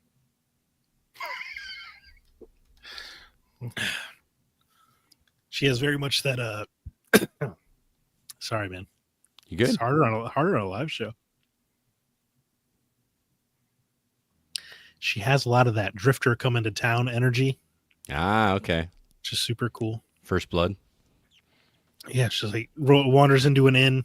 You pick up the bounties. You kill some dudes. People learn who you are. It's pretty sweet. Nice. You move on. Ghost of Yotei. It is exclusive to PS5 as of right now. It is $69.99. It's on my list for sure. And just so you know, Ghost of Shishimi is on sale right now on Steam for $40. Shushimi. Yeah. Tsushima. Yeah, whatever you said. That's right. I will say, for what it's worth, I think I like Yotei more so far. I don't know. Tsushima got pretty interesting in the story, so I don't know if Yotei will hold, but I'm just saying, like, if you need to pick this day, and if you want to spend the extra $20 or whatever for Yotei, I might just do that. Okay. Yeah. Jump Very on your cool. Yamaha and get us your origami and go cut down some samurai. Oh my god. All right. Scott, you have been playing Vampire Survivor, but in third person. Yeah, I couldn't help myself. So here's what happened to me this week. I had 3 different people text me separately and say, "Dude, you got to play this game on Steam." One of them was, "Ooh," One was Super Mega Baseball 4, which was on sale for $5, and the other was Mega Bonk, which is $10. So I spent collectively, I don't know, $20 on Steam for these three games, and Mega Bonk sold me because it was exactly what you said, Vampire Survivors in 3D. So much to the point that even the gems that you are collecting are the same shape as they are in Vampire Survivors. When you get a loot box or something, it does this little like jingle and it shakes. And if sometimes you get a really good one that does 3 or 5 items, it's almost literally Vampire Survivors, but it is in 3D, in crappy 3D, by the way. I don't know if you got to see the video of this. It looks. You were complaining about my game being. I know. Graphics. Yeah, this is like a slight step ahead of Minecraft in terms of graphics. But it is in 3D. I mean, you literally, your character can jump. There is verticality, so you can actually go up hills and down mountains and jump off cliffs and everything like this. But dude, it's got me, man. It's got me. You know it's bad when the selling point is your character can jump. Well, I mean, that is a funny sales pitch. Well, I mean, if you think of like Vampire Survivors, are just overhead. You just moved from one place to another, right? This just gives you an extra layer of that. The funny thing is that even though this thing is in 3D, I instinctively keep moving the camera so that it's just an overhead view. So I'm playing it just like Vampire Survivors. But these characters are 3D, and I know you guys will know what I'm talking about because number one, Jake, you freaking love the N64, and Zach, I know you played a whole bunch of N64. But remember how like a Nintendo 64, when they would try to put faces on characters that had flat faces, and it was like this face was like wrapped around it. That's what all of these things that you were fighting have, whether it be orcs or monsters or whatever. It's all that kind of 3D, like very polygonal, very faces that used to be round that are now flat and have no depth. It's kind of comical, but the gameplay loop has me. There's just enough different from Vampire Survivors in terms of the rewards that you get. It's a lot of +3s and +5s and things like that, but it's interesting to see what you get. And it's all wacky and zany. I think there's a skeleton. You can one of your characters you can unlock is a skeleton riding a skateboard. I picked up a secondary weapon because you know how like in Vampire Survivors you get like the spell that would like do a circle around you. I think it was like Bibles or whatever that would circle around you. So their version of that is these stones, but then I get like a boomerang weapon that is literally a banana. And so like one of my 3 things that I can increase is make my banana stronger, which is something we've all wanted. Yeah, you just have to take a blue pill. Yeah, exactly. I was going to say, I used to watch those commercials really late at night. So yes, $10. I know Vampire Survivors was free at one point. I think was it free or was it like $3? I can't remember, but so $10 seems like crazy to ask for this, but it feels good to be back doing this again with just enough difference to it in an interesting way that makes me want to keep pushing and unlocking, and it's kind of like hitting the reset button on Vampire Survivors, but with a fresh coat of paint, even though it's a completely different developer. Did you see? Sorry. Go ahead, Zach. Sorry. Did you see that it sold 1 million copies already? 1 million copies? Yeah, so Mega Bonk's a hit. Wow. Holy cow. Did not know it sold 1 million copies, so I'm one of them. Guilty as charged. Yeah. The trailer says now at 10% more bonk. It just it looks outrageous would be the word I would use. It is. Which I guess has a boomerang banana, so obviously. Yeah. I am 100%. I'm almost positive that this is the game that you can play as a chicken. I mean, at this rate, with how the amount of things that I've seen in the unlock screen that you can do, I mean, the opening character is a fox. I unlocked a knight. You know what I mean? Like, that's funny. So there's got to be all kinds of stuff. So that goes Mega Bonk, I think $10. there was a skateboarding skeleton in the trailer. Yeah. That's pretty sweet. Just gonna throw that on the wish list pile. It's like unabashedly ripping off Vampire Survivors.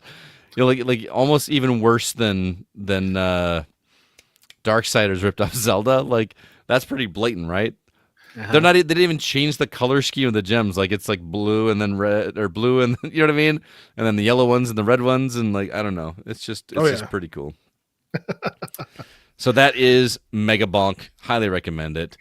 Before we move on to our From the Outside In topic, we do have a couple other reviews to talk about. Mark stopped by to tell us about a couple games. We're going to play this for you right now. Thank you, Mark, as always. Very awesome to talk to him. Want to remind everybody about our Discord server. We do have a place to converse about video games. People like-minded about this hobby. We would love it if you checked it out. There's a link in the show notes. Also, if you get a chance, drop us a review wherever you listen to podcasts, especially Apple Podcasts, Spotify, those kinds of things. It helps us get the word out about what we're doing. And our website, thegamingoutsider.com, you can find all of our written content, including Sean's written review of RoboCop Rogue City Unfinished Business, Mark's review of Formula Legend, and Kevin's review of Sonic Racing Crossworlds. You heard him talk about that last week. Again, the website is thegamingoutsider.com. And now it is time for a From the Outside In topic.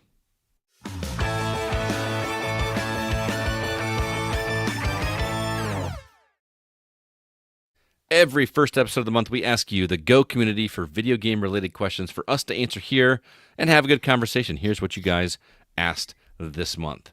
Over on Discord, first off, Jackie-san said, would you kindly, because I actually put would you kindly in the post on social media. I said, would you kindly ask us a question? Said, where would you want to see the next BioShock take place? Seriously, how great are those games? I need a replay. Man. Certainly that first game's great. BioShock 2 is really good too. And BioShock Infinite's okay. I really liked Infinite. I thought the gameplay in Infinite was pretty awesome.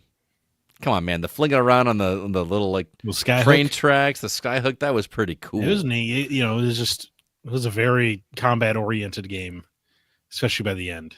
I love the combat in that I felt like game. I was playing Halo by the end of it.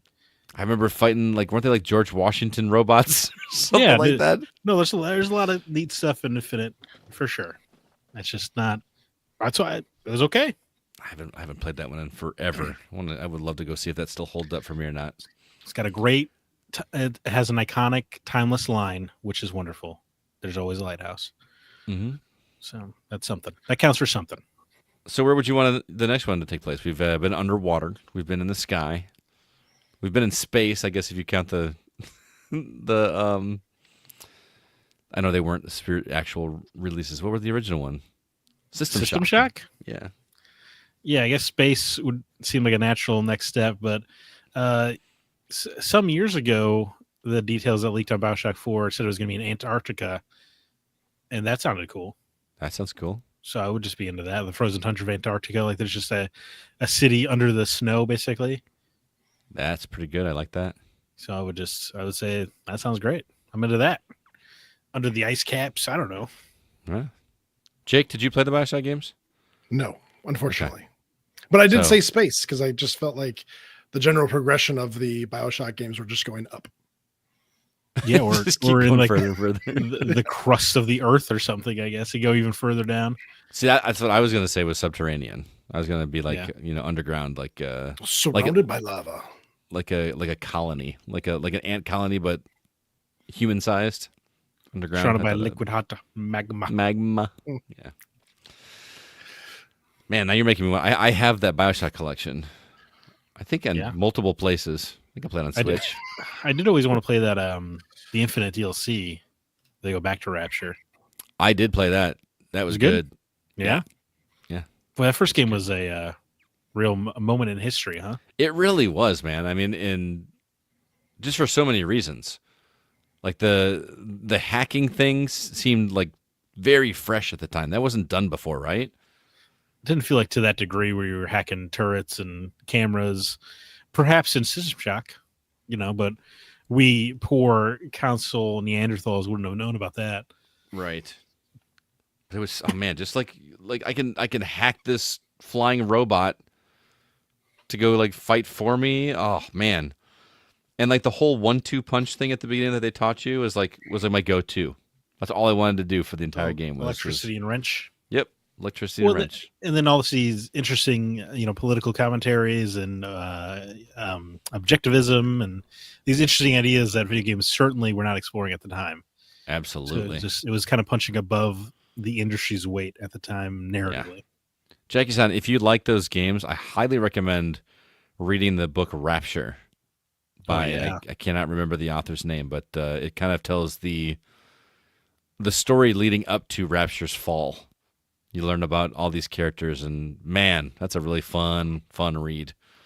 There's also a book called Philosophy of BioShock that I read that is worth a listen. It's nonfiction, but they kind of take a look at philosophy through the lens of BioShock, and it's a good read. You could probably do a really good immersive sim stealth game that was Rapture while it's still alive. Yeah. Where you're like sneaking into different warehouses or something, you'd be one of Frank Fontaine's boys messing things up for Andrew Ryan. That'd be kind of cool. That would be cool. That'd be an interesting take. Although I feel like in order to get people really interested in that, there'd have to be a lot of gunplay. You know what I mean? Mm-hmm. Like people, if I'm not shooting stuff, I'm out. And there wasn't going to be a whole lot of shooting stuff in Rapture before the fall. Yeah, that's true. So unless you were doing like a Telltale style game or something. I was gonna say, I guess it would have to be stealth oriented, and you'd have to just let people be okay with that. Yeah, but they never are anymore, are they? Not really. No. Do people have patience for stealth games? Yes, I do. For pure stealth games, not. I understand we do. I'm making an old man judgment over here. I mean, Metal Gear Solid just got a remake, right? Right. Snake Eater. True. Yeah, that's historically. But you could also shoot. You could shoot dudes pretty openly in Metal Gear, right? No, because the alerts go off. What am I talking about? See, that's a sick brain. That's a sick brain right there. That didn't make no sense. I will kill the end the same way that I always have killed the end. Turn your system off. Wait forever. Here you go, Zach. Why don't you read this one? Kevin Honigford asks, is there a game that actually impacted your life in some way? Kevin, I like to think every game I play impacts my life in some way. I take something away from every game that I play. Yeah, Kevin, this game I played really impacted me. It's called Mario. It did. It really did. It just took the blues away from me. I don't know. Took the blues away. You know what? Elix really impacted my life in some way. Oh my god! Because I reviewed that game for the site, and it was 70 hours of mild misery. It almost made Zach reconsider joining the Gaming Outsider. Yeah, it was really it impacted my life because, like, man, if I don't get on the actual podcast, I don't know if I can do this kind of coverage again. And then maybe that psychic energy made the old crew quit. I don't know. That's not what it is. I don't know about games that impacted me. I mean, we just talked about BioShock Infinite, which I know, Zach, you don't like, but that is a game that I finished the game, sat down the controller, and just stared at the credits, and my mind was just swimming. And then the thing ended with a musical number in the credits that it was a perfect send-off to that game for me, and I wanted more, and I immediately started a second playthrough. And to this day, I don't remember ever doing that in any other game before. Like, roll credits, start a new game that wasn't a new game plus, and just played through the story again. Like, I was that emotionally invested in that world. I didn't get a whole lot of prep time for this one, so I have to think about that. Jake, do you have any? No, I feel like we've talked a lot about games that impacted us throughout different topics throughout the years, but I was trying to think of something fresh. I was going to say, it wasn't last week's topic literally about the year that impacted us the most? Yeah. It ended up just being whatever. Actually, mine, I have played a lot of games that have brought me to tears. Not only because their story was like super painful or whatever, but because I like, you got to the end of the game and I was like, it's over. There's no more. I want more of it. But I would have to probably go with Killzone 2. I like the Killzone franchise, but it launched my online first-person shooter life. Oh, like, okay. I played 8 to 10 years of just first-person shooter games online after that point, and it was nuts. And I met some of my best friends, and we just crazy times late at night, just being online, just sitting in calls and listening to people talk trash and shooting people and just doing random acts of violence for no reason. Just lots and lots of fun. And so, yes, it goes to Killzone 2. All right. In a non gaming outsider answer, playing Bloodborne did get me to read the entire bibliography of H.P. Lovecraft. And that impacted my life because a tremendous author. I had read the hits. I feel like every teenager has to read Call of Cthulhu. I have not. Well, you had a bit of a different teenage life. Yeah, could you imagine me rolling into the old Christian Academy with some H.P. Lovecraft on my arm? Shadow over Innsmouth, just chilling. That's the devil work. No, but Bloodborne executed Lovecraft so flawlessly that I was like, well, I got to read every story he's ever written, obviously, and thus I did. Nice. All right, Jake, Scott, you come up with anything? You didn't come up with anything, Scott? Well, along the lines of yours, I was thinking about this, but it's gonna feel like a cop-out answer. High Speed 2, The Getaway. The pinball game? The pinball table is the game that like totally made me fall in love with pinball games. See? Like, I just absolutely loved it. And then my buddy Mike introduced me to digital pinball, and it was just all she wrote after that. So, yeah. Nice. All right. Yeah. It's awesome. All right. Over on Discord, Sean Coates writes, "What are some canceled games other than Star Wars 1313 that you wish you could have played, assuming that they're fully completed and not in their unfinished state? I'd choose Propeller Arena for Dreamcast. It was pretty much completed, but then shelved because of 9/11. I mean, a dog fighting flight game in urban environments. Yeah, I'm sure ISO files are out there somewhere." To sail the high seas. Okay. He's saying Propeller could pirate. Yes. Okay. Jesus. Put the man on blast. Dogs. To the layperson. Dog fighting. Can I say Anthem? Oh, that's rude. You wish you would That's finish. rude. I But it's so thought true. Anthem looked really cool, man. I didn't. Yeah, that's such a good answer. I wish I was that smart. We all do. No, my real answer is Scalebound. Remember Scalebound? Yeah. Oh yeah, sure. I thought that was going to be awesome. And that game looked like it was quite a ways into development. That did not look like a game that was going to be canceled. Now you know what? That's not. Yeah, right. That's probably not true because I think what we saw was cutscenes, right? We didn't see a lot of gameplay. We definitely did see gameplay, but yeah, how much of that was just for the demo or whatever? Hard to know. Yeah. Yeah. I have hope Zach, that you got game will any? get reimagined or something. Dude, shout out to Dead Rush. It was a open world kind of zombie apocalypse game for PS2 and Xbox. It was being developed by Treyarch. Got canceled in favor of the Spider-Man movie tie-in game, Spider-Man 2, which great game, don't get me wrong. But it was a super cool game where if you went out at night, there were these big threats, but it was all like really focused on your car. Kind of think of it like a Mad Max fetishization of vehicles, but in a zombie urban apocalypse where you're like, but the zombies can like jump on your car and like rip the doors off, and now you don't have a door until you go out there and use your tools to take a door off another car. Oh, that's kind of cool. That is awesome.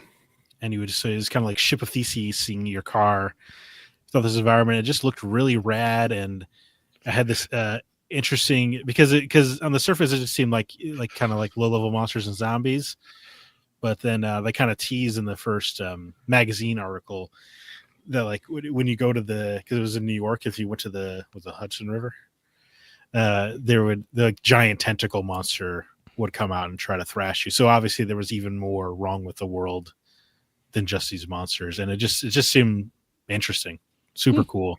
I've never heard of it. I was totally bummed that it got canceled because it sounded rad. We our next question on Discord, we probably should have. Did you not answer? I'm sorry. I thought you did. No, I had to go back to some comfort food with Mega Man Legends 3.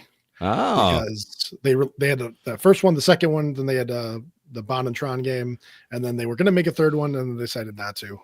So it would have been the fourth in the series, but yeah, I love that series. I I spent way too many hours in the first game. That was probably one of the other games that once I completed it, I cried. And then I was like, well, I have to play it again, right? But now I know everything.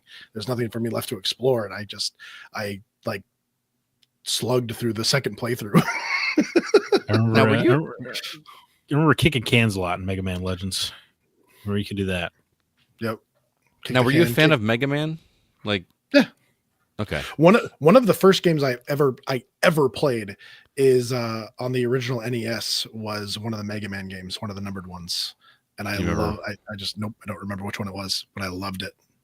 Do you remember anything from the game that you could describe, like any of the bosses? I remember dying a bunch. There was the one level that I remember the most is it was a giant waterfall or something like that. I don't remember. Giant. They kind of there's a lot of Mega Man games, man. They blend together. And there's a lot of characters that have water-based enemies. Like yes. Wave Man.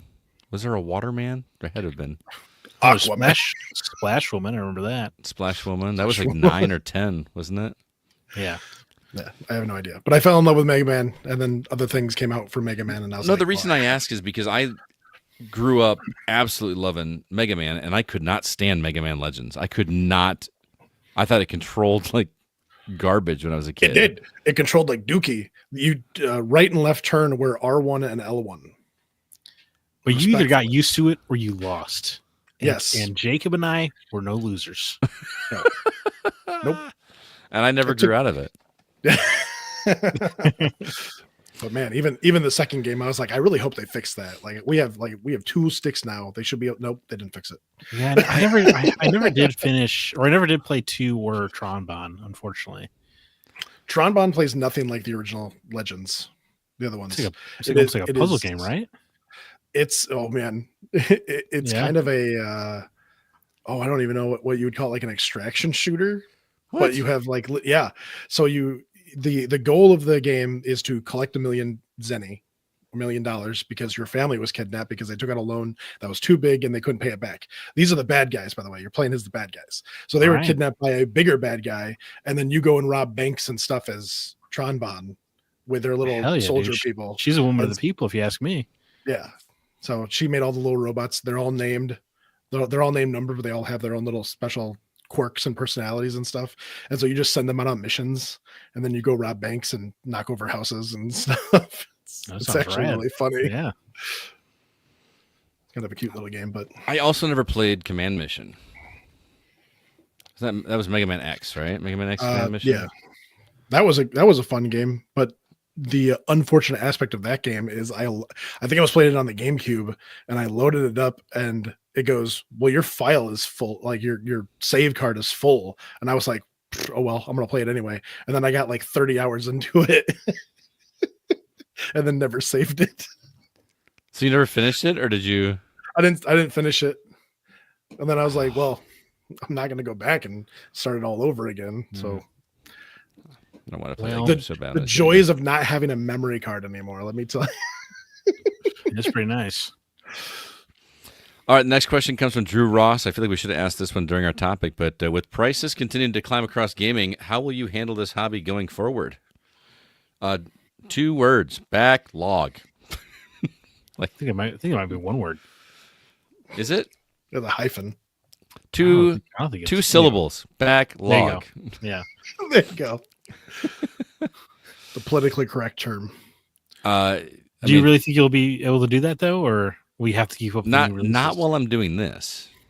If I'm going to keep talking to you guys about games every week, I gotta keep up with the Joneses. But there's something refreshing to think about, like just sitting down here and just going through my library. My library is insane, of like all the things that I could play. Some of them I've never even touched. Jake, you can relate. You have a Steam account.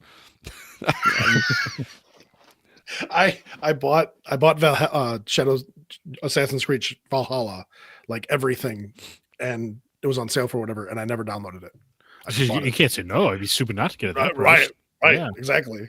$50 for all of this, of course. You can't afford not to get it, right?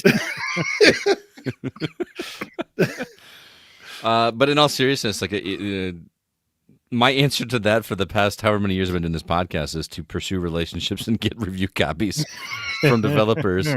and that would just keep me in check. But then I keep buying stuff that I don't get review copies for, and I'm spending the money anyway. So It's a very honest answer. I mean, you can still review Yeah. them. Just say it's for the Go, write it off. It's all good. I'm not gonna do that. I'm not gonna buy myself a game with Go money and then Why? That's how a business works, Scott. We are a business. We are a business. We have done that. To be fair, we've done that. But again, we always give it away to we have to make sure we do physical, so we give it away to the community. But it feels like physical is going away, and or people don't want physical. So, speaking of, I never gave away that copy of Donkey Kong. I still got it sitting here to go do that. I thought you had. I would have. R2D2 be damned. You really put yourself into quite a bonanza over there. Oh my goodness! So, what's your guys' answer? How are you handling it in the future? Both hands. Donating blood, plasma. Plasma. Do they still pay you for plasma? I don't know. Yes. I give plasma for free, and I don't get paid for it. I remember it definitely used to be worth driving up to Wisconsin when I lived in Illinois because they would pay you so much more for plasma. Yes, doing that. drove up to Beloit. Used to do that. Beloit, Yeah. That's how Jeez. I remember my freshman year of high school, or sorry, freshman year of college. I was down in Pensacola, and I went and donated plasma so that I could buy Christmas gifts for my family when I got back home for Christmas break. That's a heartwarming way to do it. Yeah, Oh, I mean, I gave a part of myself. I got to give a quick shout out. Wayne Henderson, my co-host over at Packers Fan Podcast, just popped in and said, "Greetings and salutations, gentlemen. Have a great R2V2." He's a good dude. Thank you, sir. Oh man, I used to after graduating high school, moving out of my father's house the very second I could, I would sell my plasma to make rent every week. Yeah, it's pretty sweet, pretty good times. Yep, I was in the same boat. What was the movie? It was a Dave Chappelle movie where he's like, he would go donate blood like 3 times a week. He's like in line passing out to donate blood again. I don't know. That's pretty funny though. I don't know if it was that half baked. I don't think so. No, I don't think it was half baked. He was too busy stealing the weed bricks and half baked, and from the homeless. Yeah, I haven't seen that movie. Couch guy. You see a $20 bill on weed. But anyway, so Drew Ross had a question. Oh my God, that was Jon Stewart, like with not gray hair. That was going to be an actor someday, Jon Stewart. Oh, I'm sorry. I still use a line from that movie when everyone says, "What part of Rockford do you live in?" Right near the beach. It's like a random line nobody knows. Oh man, but I love that movie. I still use the line about what they can pick up from the convenience store. Oh, that stuff we used to eat back in high school. Yes, all the tea used to eat it all the time back in the day. Yeah, and some sour cream and onion potato chips, man. Into my wife's like, "What do you eat from the store?" I whip that one out. Do you really? Oh yeah. I don't know if she finds it too funny though. My wife. Yeah. She chuckles on it off. All right, I answered the question. You guys. Oh yeah, sorry. The real question is, how will you handle this hobby going forward? Well, for one thing, when the next gen rolls around, I won't have to worry about an Xbox, so that'll really be some savings. Well, you really are bitter. I mean, dude, they're doing everything they can to be like, just annoy every customer they could potentially get. They're operating like they're in a wide lead right now. Yeah, that's a good point. I'm spending half as much this generation. Yeah, but just getting trounced so bad they don't even tell you hardware sales numbers anymore. But acting with the unearned confidence of a middle-aged white man. Now, hey. Anyway, how am I gonna have? It comes down to being more and more selective as time goes on, right? When games went from 60 to 70 for me, I don't know what happened in my brain, but that to me, I was like, well, this is getting dangerous. It goes to 100, and it did reduce the amount of new AAA games I get every year. I also refuse to pay full retail price for a digital game, so that sometimes helps because some games don't have a disc version, or they'll wait like 6 months, and I'm like, oh well, now the excitement's passed me by. So that helps, and then I guess it's just about being selective, and the indie scene is so vibrant right now. You can get really, and the AA space, so you can get some really high quality stuff that's only $30 or $40. That is actually probably doing something new rather than just being safe and expensive. Right. So I was gonna say, I it's not the reason why I migrated to computer, but it's part of the reason. Steam has a great selection of games that are all under $10, and there's gems out there that you've never seen before. And so Scott wonders where I come up with some of these games, and yeah, Steam knows me, but you can just go spelunking in Steam and find some horrendous things or gems or whatever. But I mean, for $10, like some of these games I've been playing for, like Project Zomboid. When that game first came out, it was $12, and I've been playing it for almost 15 years because it's just one of those games that I will always go back to. Anytime that I'm going through the games going, okay, I have to get rid of games so I can put this new game on there, I'm like, nope, I can't get rid of that one. Every now and then I just get this itch to. It's on sale right now for like $13. It was looking pretty tempting. Yeah, that's such a great game. Well, you're talking about the whatever, what was it, Dead Wheel game or whatever? Oh, Dead Rush, Dead Wheels, the Hot Wheels spinoff. Sorry. But yeah, there's a new mechanics. Well, I say new, but it's a little older. But the mechanic skill, you fix up cars, you take doors off, you take wheels off, you replace brakes, nonsense. They keep updating the game. It's still under development. It's just they keep adding new mechanics to make the game just much more. I don't know, realistic is the wrong word, but just having more to do in the game, it just feels better. It seems very immersive. It seems like it cares about the little details a lot. Yes, it does. Like using a gun in that game is horrendous because you have to have 4 buttons because you need to reload the mag and cock the gun and aim it and then shoot, and it's just that sounds pretty cool. Yeah, I'm into that. And you have to reload the magazines. So you have, like, in your pocket, you'll have the bullets, and then you have the magazine, and your character literally goes through and just puts every single one in there. And as your skill with firearms goes up, you get faster at it. So it's not something that. This is a level of Kingdom Come Deliverance, level of frustrating specificity that I can really get behind. Yes. It is just a lot of fun. And when you're like using a welding torch trying to break stuff down and the game yells at you like, you don't have a mask, like, do I really need a mask? I'll just shut my eyes, but I'll be fine. But yeah, you'd have to go out in the world and find these tools, and then as you find tools, the game just starts opening up and you start doing things, and it's a lot of fun. And I can't seem to just let it go. And so there's just these gems. You can find the gems. That's how I've been handling it. Dude, it's the apocalypse. You don't got to worry about OSHA. Yeah. You need a mask. Right. Who dat? All right, got one more question. Zach, you want to read this last one? Sure. Over on Fuse, GoCast Mark asked, what was the first game or most recent game that you scheduled time off or called off of work? It's been a while since I actually did. The last time I tried to was God of War. Not Ragnarok, but the 2018 one? 2019, or was it 2018? 2018, yeah. 2018. I called off work because I want to play God of War really badly. And they couldn't find a sub for me, which legitimately is not my problem. And I could have just been like, oh, well, figure it out. Right. But I couldn't do it. I went into work anyway. And I brought my PS4 to school because the game wasn't installed yet, and I wanted to have it ready to go so when I got home. So I set up my PlayStation 4 in my classroom just so I could download this game, and it was like crappy work Wi-Fi, and it was like something like 13 hours. I was like, well, this isn't happening. I'm just gonna wait till I get home, apparently. So yeah, it's the last time I actually tried to take off work for a game. I could not tell you the last time I did it for real because I've been teaching for so long. That was one exception where I was like, I feel guilty for doing this, because I get a lot of crap for being a teacher. You get all these holidays off and summers off and Christmas break and spring break and all this kind of stuff. You don't need to take days off. But I really wanted to play God of War so bad. Sure.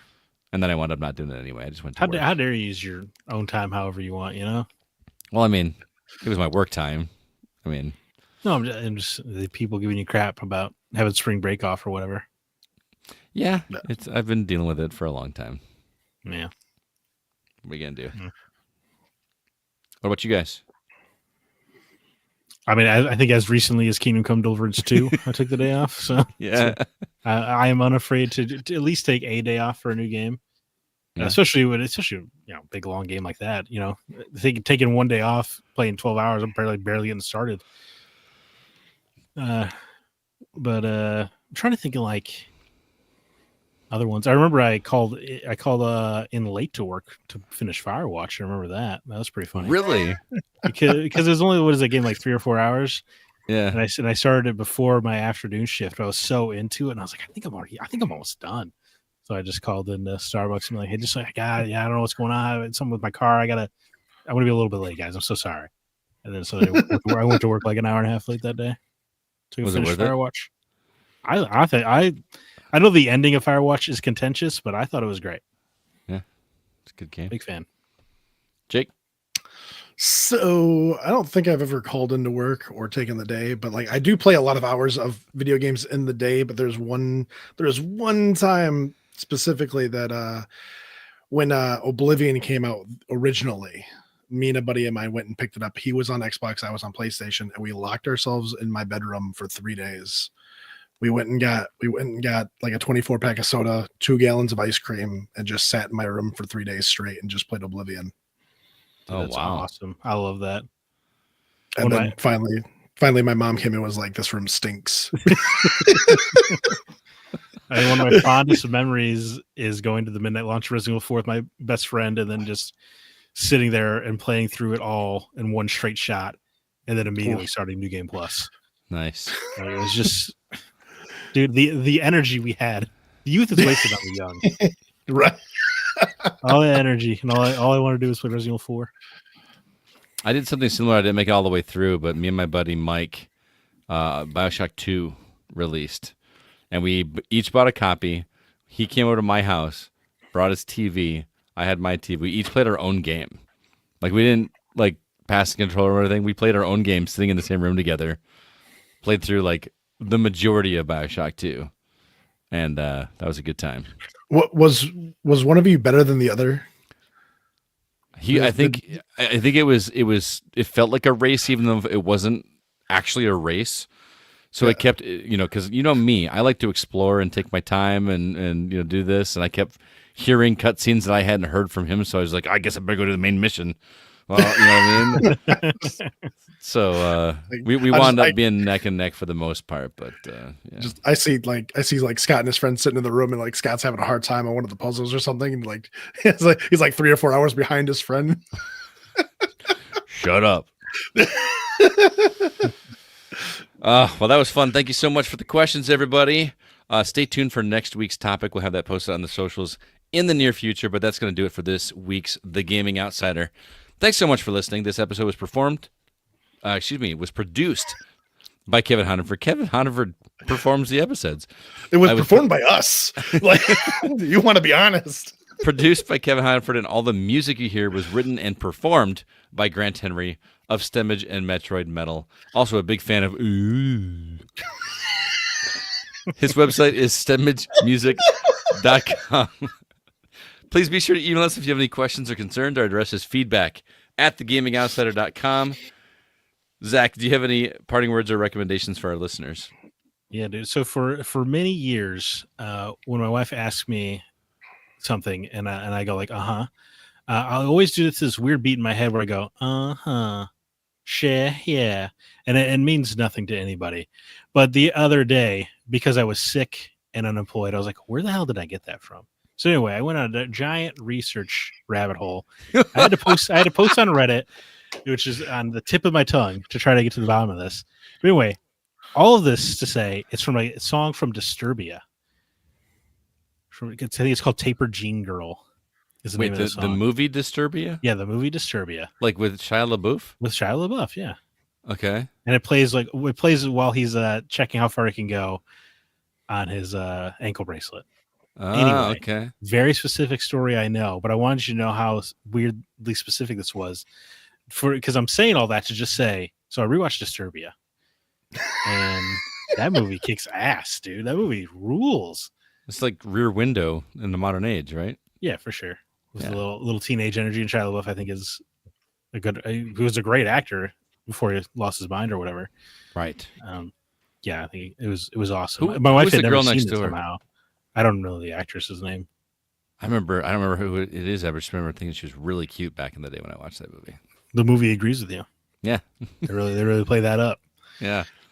It's just funny, and then like the way these teen boys are like, yeah, spy on a hot neighbor chicks. You're just like, I don't know if this would happen in a movie in 2025. Nope. But in 2007, we all just were like, yeah, this is what boys would be doing. Absolutely. And they still are. Yeah. I mean, but anyway, I just wanted you to know how ridiculous it was that I got to the point of rewatching Disturbia before I did. But yeah, that movie rules, man. Big fan, holds up. man, you're making me want to go back and I haven't seen that in a while. It's a lot of fun. And where was it? It's on Paramount. Was it streaming anywhere? Plus. Yeah. Paramount. Okay. Mhm. Jake, I really. No, okay. Paint dry simulator. Okay, for me, I finished today. I finished book 3 of Dungeon Crawler Carl. Carl's Doomsday Scenario is the name of the book.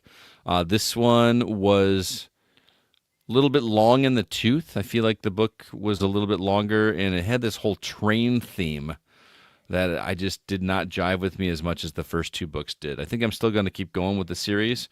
I still like the characters too much, and I really am just like so invested at this point to see how this whole thing is going to wrap up. By what are there, like 8 books in this series now, and everybody's still talking about it.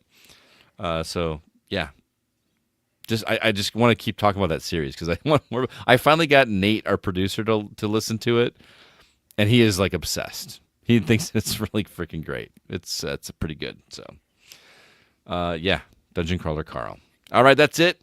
Thanks so much for everybody. Thanks for everybody in the chat for stopping by and talking with us. We do appreciate it. Until next week, I'm Scott Clark with Zach Parkerson and Jacob Gunderson, and we are the Gaming Outside. And remember, there's no such thing as a bad game, just games that aren't for you.